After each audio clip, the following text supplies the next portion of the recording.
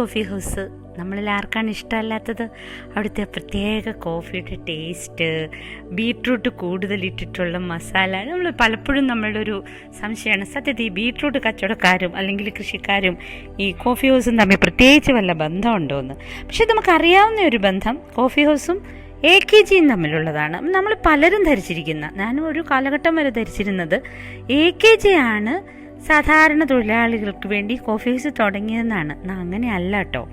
സത്യത്തിൽ സർക്കാരിൻ്റെ ഉടമസ്ഥതയോട് സഹായത്തോടു കൂടി തന്നെ കോഫി ബോർഡാണത്രേ. പക്ഷേ അന്ന് കോഫി സെസ് കമ്മിറ്റി, അത് 1936 അവരാണത്രേ ഇത് തുടങ്ങിയത്.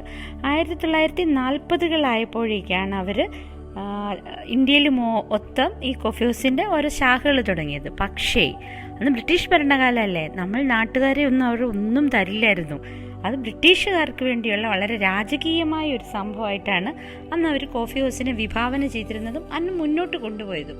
പിന്നീട് എങ്ങനെയാണ് അത് നമ്മൾ ഇന്നറിയുന്ന കോഫി ഹൗസ് ആയത് എന്നതിനെക്കുറിച്ച് ഞാൻ ചെറിയ കുറിപ്പ് വായിക്കുകയുണ്ടായി. അത് മണികണ്ഠൻ നരിമാടിക്കാൽ എഡിറ്റ് ചെയ്ത നീലാംബരി പബ്ലിക്കേഷൻസിൻ്റെ AKG ഒരു ഓർമ്മ പുസ്തകം എന്ന ബുക്കിലാണ്. ഭയങ്കര രസമായിട്ട് അതിനകത്ത് ഒരു ചെറിയൊരു കുറിപ്പാണ്. അത് എഴുതിയിരിക്കുന്നത് കോഫി ഹൗസ് പ്രസ്ഥാനത്തിൻ്റെ കേരളത്തിലെ സ്ഥാപക നേതാവും കോഫി ഹൗസിൻ്റെ കഥയുടെ രചയിതാവുമായ നടക്കൽ പരമേശ്വരൻ പിള്ള, അദ്ദേഹമാണ്. അപ്പോൾ അദ്ദേഹത്തെക്കുറിച്ച് എഴുതിയിരിക്കുന്നത് ഞാനൊന്ന് വായിക്കാം, നിങ്ങൾക്കൊക്കെ ഇഷ്ടപ്പെടുന്ന ഒരു കാര്യമാണ്. ബ്രിട്ടീഷ് ഭരണകാലത്ത് സർക്കാർ മുൻകൈയോടെ തുടങ്ങിയ കോഫി ബോർഡാണ് 1940 തുടക്കത്തിൽ രാജ്യത്ത് കോഫി ഹൗസുകൾ തുറന്നത്. 1945 ഞാൻ, അതായത് അദ്ദേഹം, കോഫി ഹൗസ് ജീവനക്കാരനായി. 1947 ഞങ്ങൾ രഹസ്യ യൂണിയൻ ഉണ്ടാക്കി. അങ്ങനെ ഞാൻ കമ്മ്യൂണിസ്റ്റ് പാർട്ടിയിൽ രഹസ്യാംഗമായി. 1952 യൂണിയൻ AITUCയിൽ അഫിലിയേറ്റ് ചെയ്തു. AKG യൂണിയൻ്റെ വൈസ് പ്രസിഡൻ്റായി. AKGയുമായുള്ള എൻ്റെ ബന്ധം തുടങ്ങിയതും അക്കാലത്താണ്.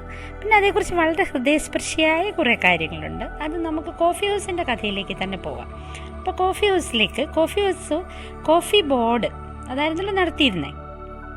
ഒരു നഷ്ടമാണെന്നും പറഞ്ഞ് കോഫി ഹൗസുകൾ അടച്ചപ്പോൾ ഞാൻ കേരളത്തിൽ സെക്രട്ടറി ആയിരുന്നു. തുടർന്ന് ഞങ്ങൾ കോഫി ഹൗസുകൾ ഏറ്റെടുക്കുന്ന യജ്ഞം കേരളത്തിൽ നടപ്പാക്കാൻ യൂണിയൻ നിയോഗിച്ചത് എന്നെ ആയിരുന്നു. ആ ചുമതലയ്ക്ക് നിയോഗിക്കപ്പെടുന്ന രീതിയിൽ എന്നെ വളർത്തിയത് AKG ആയിരുന്നു. കോഫി ഹൗസുകളിലെ നാലാന്തരം പണിക്കാരായിരുന്ന, പണവും വിദ്യാഭ്യാസവും ഇല്ലായിരുന്ന ഞങ്ങൾ ബോർഡുകാരേക്കാൾ നന്നായി കോഫി ഹൗസ് നടത്തിയത് AKG നെഹ്റുവിനോടും മൊറാർജി ദേശായിയോടും നടത്തിയ വെല്ലുവിളി ഏറ്റെടുത്തുകൊണ്ടായിരുന്നു. തൊഴിലാളി ലോകം ഭരിക്കേണ്ടവനാണ് എന്ന് പറഞ്ഞാണ് AKG ഞങ്ങൾക്ക് ധൈര്യം പകർന്നത്. മരിക്കുന്നതുവരെ കോഫി ഹൗസ് പ്രസ്ഥാനത്തെ നയിച്ചത് AKGയാണ്.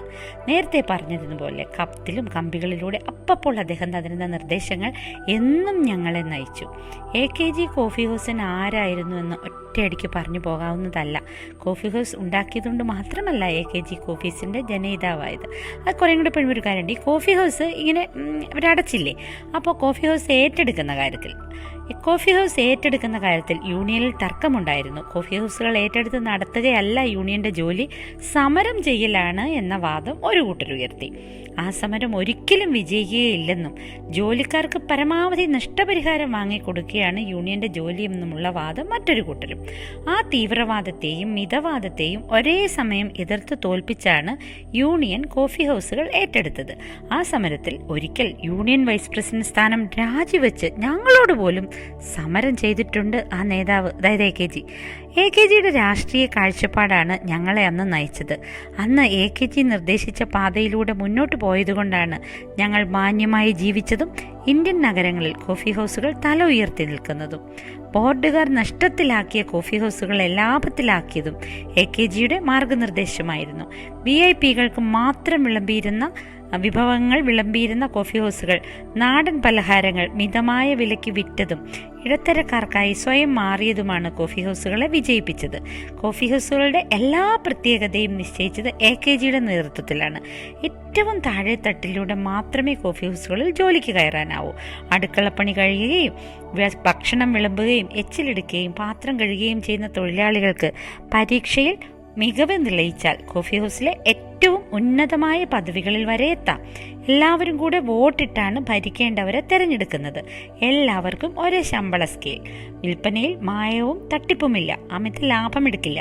ഇങ്ങനെ കോഫി ഹൗസിലുള്ള എല്ലാ നന്മകൾക്കും പിന്നിൽ AKG ഉണ്ട്. ലോകത്തിൽ കോഫി ഹൗസിന്റെ മാതൃകയിൽ ഒരു സ്ഥാപനവും ഇല്ലാത്തത് AKGയുടെ വലുപ്പത്തിന്റെ തെളിവാണ്.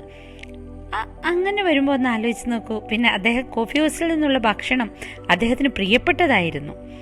കോഫി ഹൗസിലെ അണ്ടിപ്പരിപ്പ് AKGക്ക് വളരെ ഇഷ്ടമായിരുന്നു അത്രേ. അങ്ങനെ ഇങ്ങനെയുള്ള AKGയെ കുറിച്ച് വായിക്കുമ്പോൾ, കോഫി ഹൗസ് AKGയും നമ്മുടെ മുന്നിൽ തെളിയുമ്പോൾ മറ്റൊരു ചിന്ത കൂടി വരുന്നില്ലേ? എന്തായിരിക്കണം യഥാർത്ഥത്തിൽ ഒരു നേതാവ്? എങ്ങനെയായിരിക്കണം ഒരു നേതാവ് യഥാർത്ഥത്തിൽ തൻ്റെ കൂടെയുള്ള ആൾക്കാരെ നയിക്കേണ്ടത്? എങ്ങനെയായിരിക്കണം ഒരു നേതാവ് പഠിച്ചു വച്ചിരിക്കുന്ന തത്വചിന്തകളും അവരുടെ വീക്ഷണവും ഒരു സമൂഹത്തിൻ്റെ തന്നെ മാറ്റത്തിന് വേണ്ടി ഉപയോഗിക്കേണ്ടത്? എന്തെല്ലാം ഓർമ്മകൾ വരുമ്പോൾ ഒരു നഷ്ടബോധം കൂടി നമുക്ക് നഷ്ടമായിരിക്കുന്നു. അത്തരത്തിലുള്ള നേതാക്കന്മാരെ, നമുക്ക് വേണ്ടി ചിന്തിക്കുന്നവരെ, നമ്മുടെ തോളത്ത് കൈയിട്ട് നമ്മളെ മുന്നോട്ട് നയിക്കുന്നവരെ. ഇങ്ങനെയുള്ള നേതാക്കൾക്ക് വേണ്ടി നമ്മളും കുറച്ച് പരിശ്രമിക്കണ്ടേ? യഥാ പ്രജ തഥാ രാജ എന്നും കേട്ടിട്ടില്ലേ? ശുഭരാത്രി.